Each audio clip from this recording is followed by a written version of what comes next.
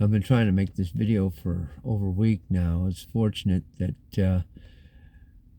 in a way that I didn't try to get it out sooner because I had additional information, including recent interviews with Mahmoud Abdul Rauf, that was very helpful for completing the picture for me. Add a little bit of additional material and depth to this. The fact that as a child, his birth name was Chris Wayne Jackson, and according to the interviews I've seen with him, he was raised in a Christian household. He didn't say so in any of the interviews, but it occurs to me that his conversion to a different monotheistic faith, i.e. Islam, crystallized things in his mind in a way that wouldn't have been possible otherwise. Whatever the differences are, and they are sharp differences between the three great monotheistic faiths. I'm not going to get into that now, but they do exist and they matter to those of us who are members of each of those faiths.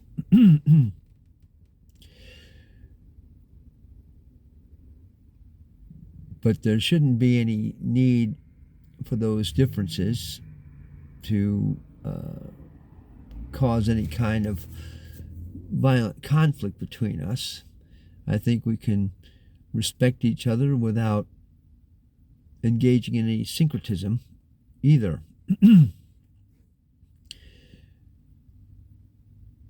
The common element of the three great monotheistic faiths is their aversion to idolatry. Whatever else might be different about them, one each from the other, the others, I think that's true of all three. And this is where we get to the crux of the matter. Whatever else Mahmoud may recall about what he was going through then, and whatever he was thinking at the time, and I'm not saying he wasn't thinking these things, such as the popular notion that somehow the American flag and the national anthem are symbols of oppression and imperialism. I don't believe they are, but you can think that if you want. But that's not the aspect, I think, that was really important, and the one that impressed me. And whether he thought much about it at the time is something that was my takeaway from it while it was going on at the time. And what impressed me, and why I thought and still think that Mahmoud should have been cut a bit of slack while he did that. One of the main differences between the case of Colin Kaepernick and Mahmoud Abdul Rauf is that, at least as far as was reported at the time, Mahmoud preferred to do his meditations in private while staying in the dressing room while the civic ritual was ongoing on the public spaces, which showed, in my view, a great deal of class and merits everybody's respect. It certainly won mine. I thought so at the time, and I still think so.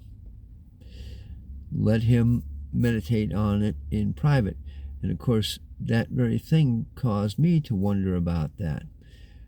Also, although I hadn't seen it at the time, the very popular film of about a decade earlier, Chariots of Fire, dealing with the same essential topic,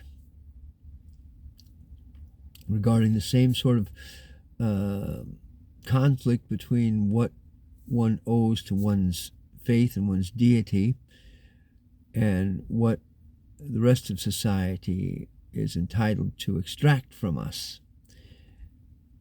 And those things can come into conflict. My own personal view on it is that when such conflicts do occur, to whatever extent they can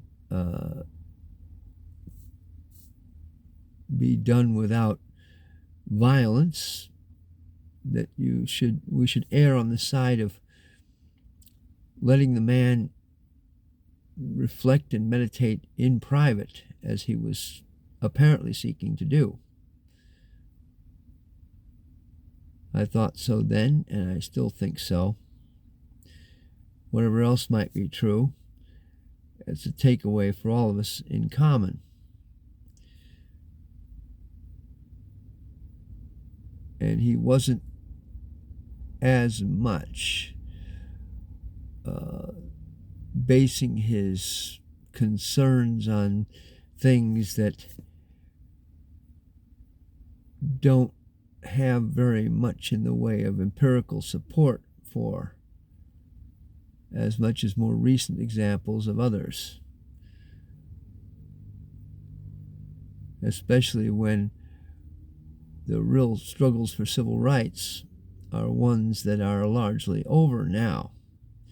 I'm not saying that things are completely satisfactory the way they are now, but they are different and they are much improved.